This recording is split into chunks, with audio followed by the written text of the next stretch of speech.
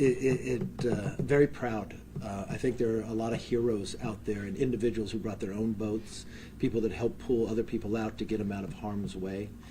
We want to make sure that we honor those individuals too. You know, in every devastation in America, they're tragic, but at the same time, it does show when you look deep down the caringness of individuals. When I walked through the Resources Center, I saw people in the Red Cross from all states volunteering their time to come out from long hours, that you do find in these most difficult situations the caringness of love of one another. And I hope Maui begins to feel that from all of us, that we are going to be here for you. We know this won't be something that gets solved just overnight. We want to do it right. We want to make sure that we find out what went wrong, that it never happens again. What type of mitigation when it comes to the fuel and others, what prepares us so this devastation can never come back for another time, and that we don't have to lose these lives, and making sure the resources are there but have a good accountability of how we provide it. With that, let me turn it over to your Congresswoman, who I know has been, I think, here almost every single day. I know she's talked to a lot of members. We had a long discussion ahead of time, and I know when we go back into session, she'll be talking to more members as well. That's why I wanted to make sure this bipartisan delegation was here as well, that we can go out and talk about the experience of what we heard. And there's a lot of individuals here that have expertise around those committees as well. But to Congressman Takuda, thank you for your work so far as well. Appreciate you. Thank you, Speaker McCarthy, and to my colleagues that have joined us today. You know, I've said it from the very first day, this is a national tragedy, a national disaster that demands a national response. What you see here beside me is that national response that we so desperately need.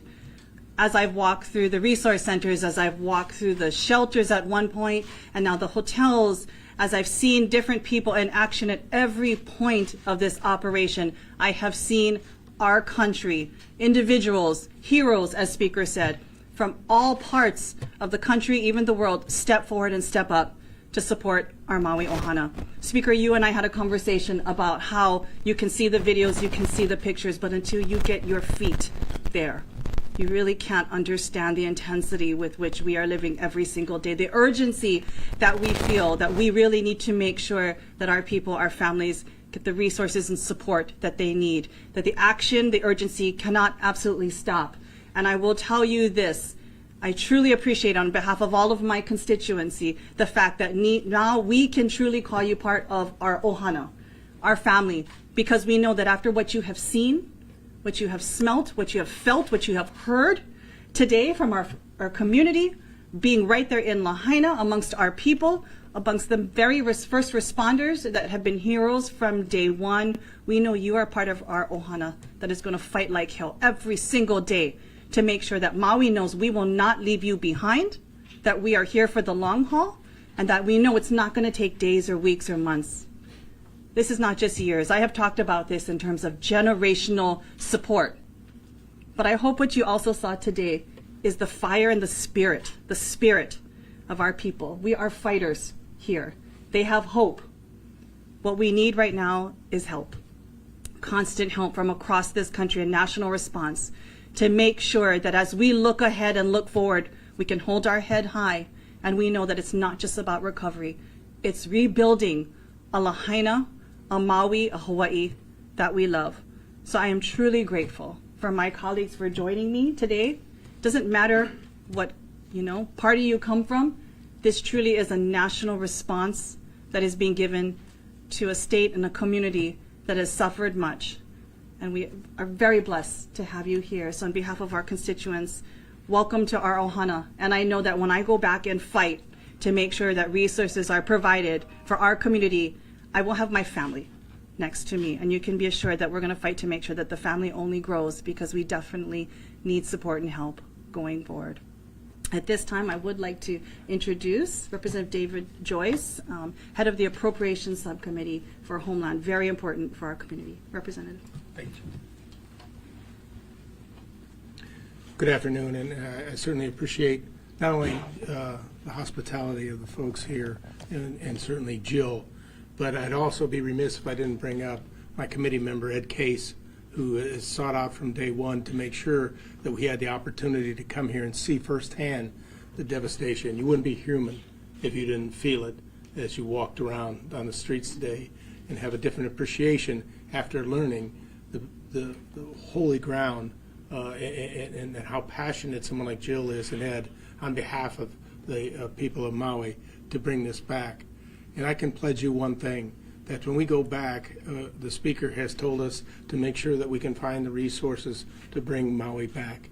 It may not come back perfectly, it may not come back the way it was the day before the fire, but it can come back. And we're going to make sure that we target the resources to meet the needs of the people of this island. And I really want to again express my most deepest heartfelt sympathy towards those who have passed, but to those who are here to rebuild, we're here with you. And to those members of all the different organizations from all over the world who came here and are doing the jobs that are necessary to help rebuild us, God bless you all. God bless the heroes who were there that night, because it proves one thing. As I tell folks, we may run with a red jersey on or a blue jersey on, but when we're in Congress, we put on red, white, and blue jerseys and do what's right for our country. And these are the times when we all have to gather together and do what's right for our country. And with that, I'd like to introduce a man who has taught me just today, let alone what I need to know even more about in the future with his expertise, Representative Moskowitz from Florida. Thank you, Mr. Chairman. I want to thank the Speaker for allowing me to join him on his trip today. I want to thank my freshman colleague, Representative Takuda, who is going to be a real fighter for Maui in Congress to make sure that they have the resources that they need. Listen, as the former Director of Emergency Management in the state of Florida, I've seen a lot of devastation, but I got to be honest, today was overwhelming to see how this all happened and how fast it happened. And so for the families who lost loved ones, it is going to be a very hard journey. You don't move on, you move forward, and our hearts are with you. And for those who lost everything, you know, rebuilding is going to take some time. But you have the full faith of the federal government here. FEMA is leading that effort. Bob Fenton, the regional administrator for this area, has brought all of those resources in to make sure that the response is going well, and that laying the groundwork for all of that recovery efforts and then eventually the rebuilding efforts. And I want to thank the Coast Guard for their efforts, real heroes saving people, and all the emergency management personnel, both in the Maui Emergency Management Center and also at the state. And with that, I want to introduce Representative Fulcher from Idaho. Good afternoon to all of you, and as the Speaker mentioned, I am from the great state of Idaho. The people of Idaho say hello, and their prayers and thoughts are with all of you as well. Wildfire is not a strange thing to my state. We typically will have a fire year of somewhere around 500,000 acres. It's not uncommon to lose that much in a wildfire, but most of the time, not always, but most of the time, it's in remote areas. It's in with large timber stand areas, as opposed to in a dense urban area. And so, walking through, going over today, the area of Lahaina, it's just first impressions. I have not seen melted glass before from a windshield. There were streams of molten metal on the ground, and I didn't know what that was until someone made the connection that that's actually the aluminum block of a motor. And the heat was so hot that it actually melted an aluminum block of a motor. And so when we talk about our human brothers and sisters, and maybe some of those that aren't accounted for yet, it kind of connected that realization that maybe there's nothing left to identify. And so, of course, that triggers what we're attempting to do and facilitate needs for our brothers and sisters in Maui. And so you see a tremendous effort going on there. I thank my colleagues for their support, and I'm learning from them as well. But also, the other part of our mission is to try to understand exactly what happened and try to communicate methods, try to underscore and learn from that so that we can do our best to make sure something like this never happens again.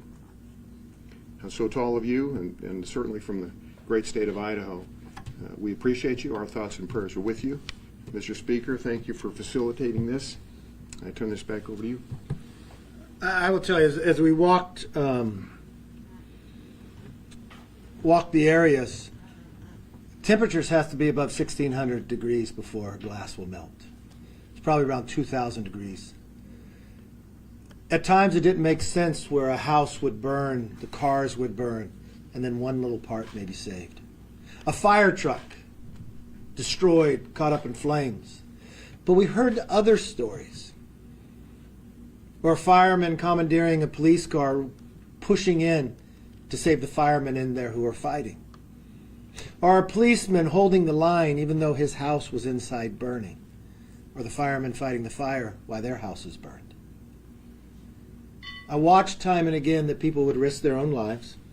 I know for those who are just devastated and they're wondering which way they go. I watched the resource center set up to provide all the different elements to help. We know this won't be fast, but there's two main goals. We want to make sure that we all work together. I just walked out of a facility here getting reports from all areas. And you know what, with a little pride, one of the firemen sitting back there is a fireman from my hometown, from Kern County, came over here. We've watched people from every state to show they want to give back and help as well. We'll get the assessments. I've talked to your senator, I've talked to your other congressman, I've talked to your governor. Find ways that we can work together to get the synergy to make sure we can rebuild, but rebuild in a smart way. And also showing the respect to the heritage of the area of what we're building in. And also the respect of the lives that were lost there, knowing where they're laying. We want to do it in a way that protects people at the same time. So it might not be as fast as everybody likes, but we want to make sure it's protected. I know the millions of individuals who had visited that area, maybe on a vacation or coming through, what it meant to them generation after generation. And we know at the end of the day, they're going to come back. And they're going to be able to celebrate an area that's even better, that kept the tradition of the past but applied it to a changing future. So this incident won't happen again. So we will investigate to find out why did it happen, what went right, what went wrong, so other communities won't ever have to see this. With that, let me open it up for questions. Yes, ma'am. Hi, I'm Sumiko with NBC Network News. The scope of this tragedy is nearly incomprehensible. Would you or someone please address the fact that the numbers of unaccounted for seem to be all over the map? Why is that? Will we soon see more narrowing? Yeah, I'm not an expert, but from the questions I asked today, I had that same question. It's one of the reasons, some of the first things Jill and I were talking about, and concern for children and others. The calls that were coming in, remember the time and the place of where it's at. Sometimes people just have a first name. And I know the FBI has been whittling that down. The intensity of the fire itself as well. You know that we brought the number of cadaver dogs in to be able to walk through, and they've been through almost every single area, even on a second time, I could tell from where to her. The latest indication I have is it has really narrowed down. I'm not an expert, I haven't been here long enough. Could that number go a little higher? I think it very well could, but I believe the number of those who are missing now on the list has really whittled down. I think each day it'll get closer. If I can just quickly Yes. answer that question. And it is a very difficult number, and quite frankly, any one person that is unaccounted for or marked as a casualty is one too many, as far as we're concerned. The difficulty is that this was an aggregate of so many different lists, in some way publicly crowdsourced. You had the Red Cross list, you had the county's list. It was all put together. We know there was multiple duplications at many times. Rob, Robert, James, Jim, all of these names had to be verified against each other. That's why you saw lists that went from above 1,200 shrunken down to a few hundred, and now the governor has said he expects it to go down even more. This is about multiple levels of verification. This is where actually the federal support from the FBI, from Maui County Police, we even have Honolulu Police Department. We have so many different entities coming together to really identify who in fact is missing and try to match that up, unfortunately, with the 115 sets of remains that we have. And that also, I will tell you, Speaker, has been an amazing process, a real collaboration between federal, state, county, and even private partners to make sure that no one goes unknown, that families get some closure. So there is angst that that list even exists, but we are doing our best right now. I know multiple agencies to bring that down to a point and really bring everyone home. I know we have brought in the most sophisticated, up-to-date knowledge you can on identification, utilizing it here, and we will make sure that we find everything that we can. But we want to be thoughtful about it. I know in the Resource Center there are still pictures up of people who are missing, so anybody that can help and identify. Yes, ma'am. Yeah, Kirsten Downey with Honolulu Civil Beat. There's another really big crisis, and that's FEMA's running out of money. What are you guys doing to try to advance, to get money faster? I think if you talk to FEMA, they have no concerns about where they're going to be. It's the acronym is DERF. We are out of session right now. When we go back in on the 12th, government funding is this time period. Government funding goes till September 30th. It will be replenished. And what you'll look at, too, is it's not just Hawaii. We had floods in Vermont. We just had a hurricane in Florida. We had a hurricane in California. We've got fires in Florida. We'll be able to work through, look at the accounting of what people need, and make sure the assessments are there, and make sure the money is spent wisely. Yes, sir. I have a question for Congresswoman Takuda, if I may. I've met with the principal of Sacred Heart Schools, and she said she was happy to report that all 220 of her students were accounted for. Mm-hmm. Public school system is a different thing. We have a state public school system. And to date, I just got this from the Department of Education. The remainder of students who have not re-enrolled in another public school or opted for distance learning, who may have moved out of state, enrolled in private schools, they don't know. That is 1,757 students. It seems that our public school system on week 4 has not taken any kind of roll call or have any idea if any of their public school students are unaccounted for. Should they know that?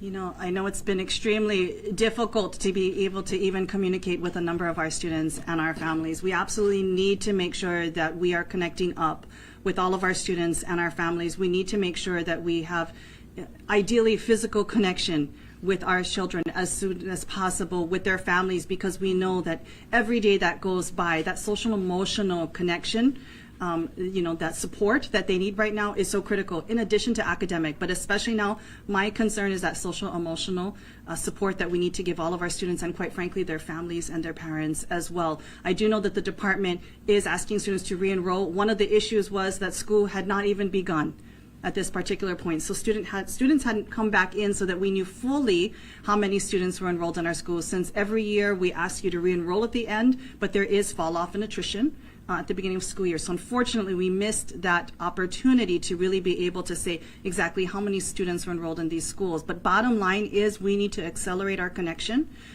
with our students and their families, because our kids need help right now.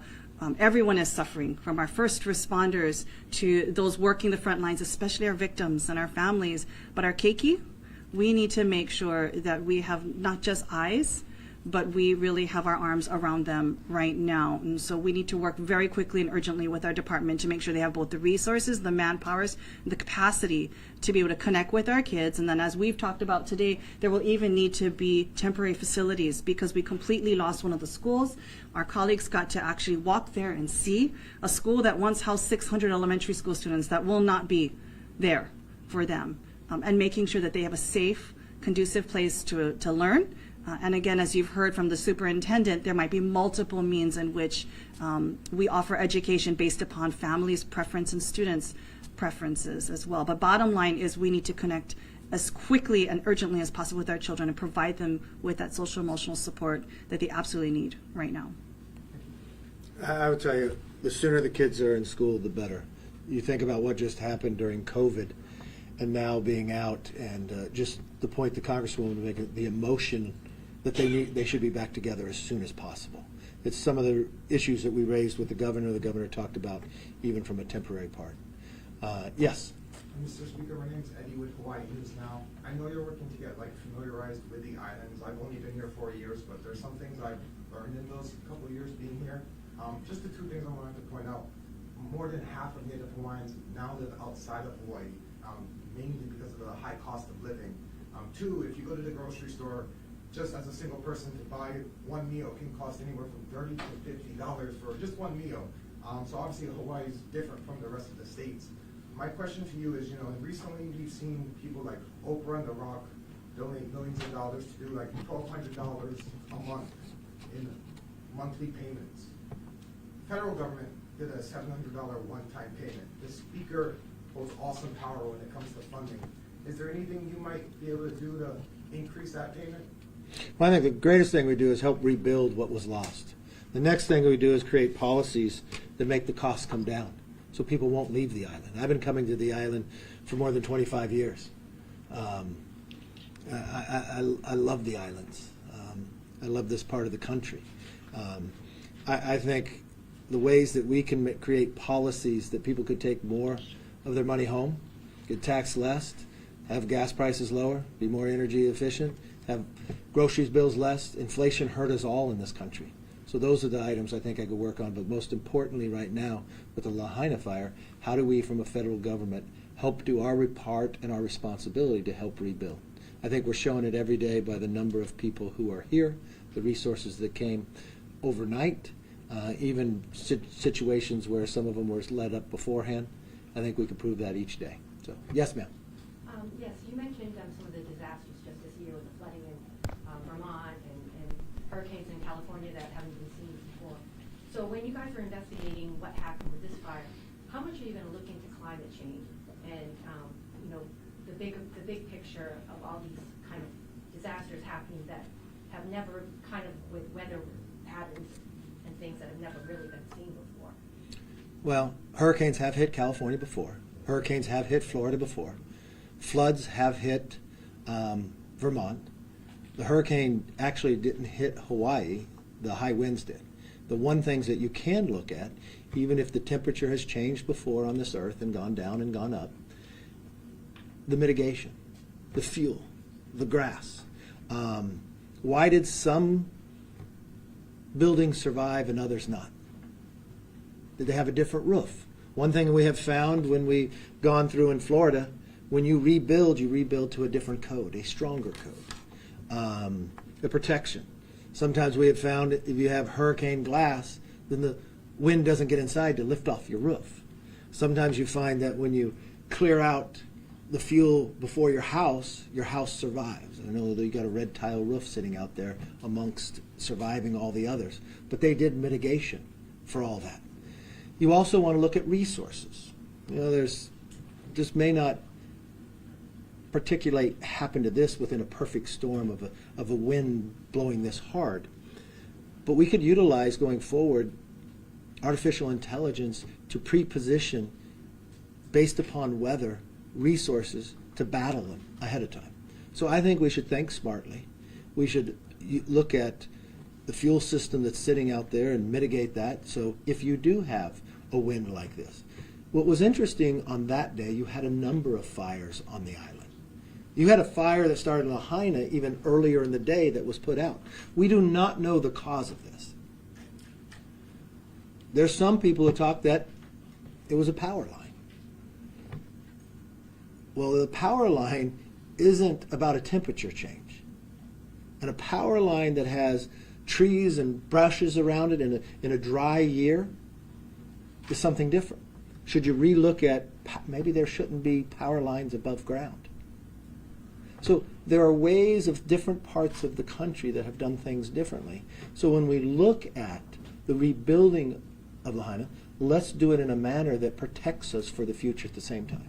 But should there be mitigation, against climate change, things that can be done so that we're not having these, unbelievable weather patterns, day, every place. It's not, this is like, last 5 years, I've seen more disasters than, in the past. So, I mean, is there mitigation that you can? I think there's disasters, and they're going to continue to be disasters. I think we could better prepare where a disaster doesn't happen.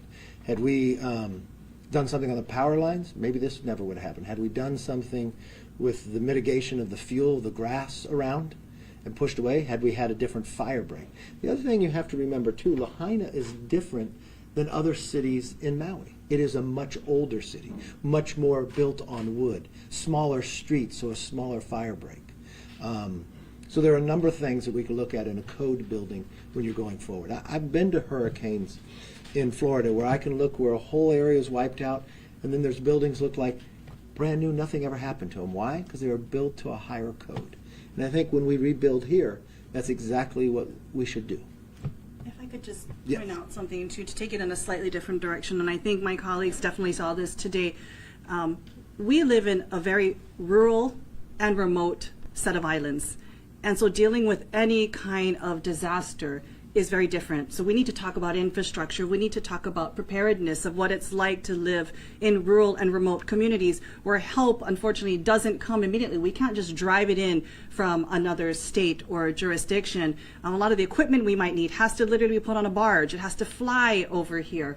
It has to drive miles in. I mean, just for us to get from the airport to Lahaina takes a long time, as we know. And so I do think it was helpful to be on the ground, driving physically from one place to another, even for them to stay in another burn area, quite frankly, and have to drive to and from different areas, seeing the lack of resources and availability in many cases, and what we need to make sure we prepare for as an island community, as a rural and remote state, to be able to make sure that on each island, all of our communities are prepared should disaster strike to be able to immediately start to address these issues, mitigate any kind of damage as resources takes its time, unfortunately, to get to us. And so I think that is a really important takeaway from today, is how do we make sure Hawaii is prepared as a rural and remote state? Quite frankly, many other states are in very similar situations. And as Congress, we have to make sure that we act to support each and every one of them, because disaster does not discriminate. It doesn't care if you're an urban state or a rural state. I think a lot of the questions that we asked today, a lot of things we saw today will help us prepare better as a rural community here in Hawaii. And one point that Jill makes, when there is a fire disaster in California, we pull from a lot of different other counties. I mean, I think one internal question Maui's going to have to look at, do they have a large enough fire department? That was a perfect storm with the winds and others. But what most people, I think, across the nation don't realize, a lot of those resources were fighting another fire at the same time. So are the resources put in the right place, and is there enough resources there? People can continue to look. Was the water available? If you're going to fight, I watched the fire truck there. It wasn't a fire engine. It was a patrol car that would fight watershed fires, which this started out to be. It had a fire earlier in the morning. Another one breaks out somewhere else. But when you look at resources just in fire, my family's a firefighting background, okay? When you have a grass fire, watershed, you come and put it out, but it's still smoldering. You really need to keep people there, keep just putting water on it. But you had another blaze, rather large blaze, break out in another part of Maui, where you needed the resources to protect the homes. Then you have wind picking up that can take the embers and push it somewhere else. And we watched how far it pushed it deep into the ocean. We were just meeting with the Coast Guard. I mean, part of this cleanup is a number of vessels of ships that burnt and sank out into the harbor.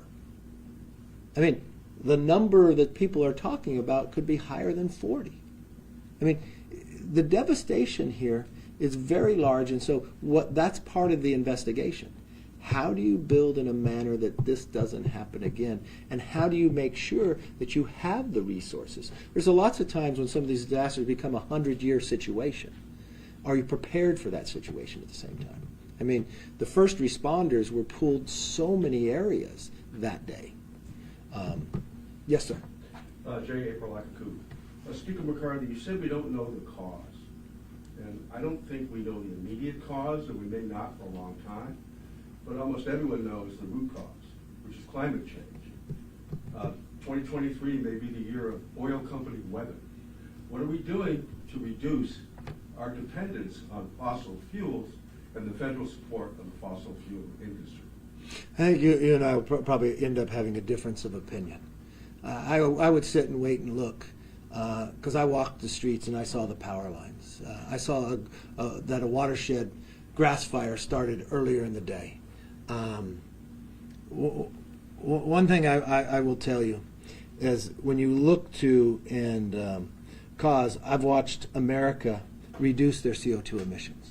I watched that God blessed America, that if we are able to have energy independence where we use all resources, not only could we supply America's energy needs, we could take care of our allies and even our adversaries. If we simply replaced Russian natural gas in Europe for 1 year, you would lower CO2 emissions by 218 million tons. But it's very difficult in a world that China continues to expand. Why? Our natural gas helps the world become cleaner. But I think you can go back in the history of the earth and you could find these incidents happening all the times before. You're saying climate change isn't real? I'm saying climate change is there, but if you're going to blame climate change on this, I think you ought to wait until the study comes, because a lot of people lost their lives that probably wouldn't have had to if we had a different mitigation on how we treated a lot of different areas. So, yes. Last question. Is there any kind of, Christy Wilson with Honolulu Star Advertiser, is there any kind of a timetable for the congressional investigations? Yeah, look, I don't want to put a timetable on, because right now we've got to get the facts on a lot of different areas. And so we will be gathering that information. I would like to get a lot of that more input in. It would be a bipartisan way to look at it. I would like to get a lot of experts from Hawaii giving us their feedback, a lot of people from Lahaina as well. Right now, you know, we're trying to make sure these people have homes. We're trying to make sure they have the resources. We want to get the kids back in school. And as we gather the rest, and then we want to be able to rebuild. Do But you we see will any keep of you that posted. happening in Hawaii, like holding any panel? Yeah. Yeah. Look, one thing, when I was fortunate enough to become speaker, that I'd like to do is not just open Congress back up to the people, but take Congress out to the people. So we have been holding a number of hearings on issues outside of Washington where things actually happen. It's really hard for all the way across the country to hold some investigation about something that happened here. I think what you see today is the approach we're taking. This is bipartisan expertise to come in and just get the facts. We watched American lives get lost. We don't want that to happen again. So we just want to find out what happened and how I believe in constant improvement. From resources of what did the federal government do? What can we improve each and every time we do that? From a resource basis into the future. Could we have something pre-placed? Do we need a larger fire department to control this? Do we need different standards and codes of building? These are discussions that we had with the governor today as well. Yes, did you have a question, sir? Yes, sir. After visiting the site, what was your personal reaction just stepping onto that site? You know, I don't think anybody can go there and not be moved. I don't think anybody can go there and not have emotions overtake them. It's different. We've watched in our lives that somebody had a house fire. This is taking out a total community. It's taking out one that has some of the longest history on this island. It's taking one that many of us been to before and have these fond memories. But when you look there and you see the devastation, it's not like there's buildings totally fallen. There's apartment buildings. I did not know it was an apartment until Jill pointed out the only thing that was standing was elevator shafts. There were 4 stories. And the first thing that I think in my mind is, did everybody get out? You walk down to the school, you walk down to Fleetwoods, you walk down to places that you've seen and known. And then you see the cars. The cars aren't just stopped. They're burned down where the alloy is just melted into the streets. And then the stories that you were told, that you watched people that were stuck. I don't quite, you know, I can't know the experience of it. It's just, it's emotional when they tell you it, right? That you're watching people, their only way out was to jump into the ocean. But then they had to sit there. But it's not like you just walk into the water. You had to get further out. That the fire burned out where it burnt the vessels, the boats.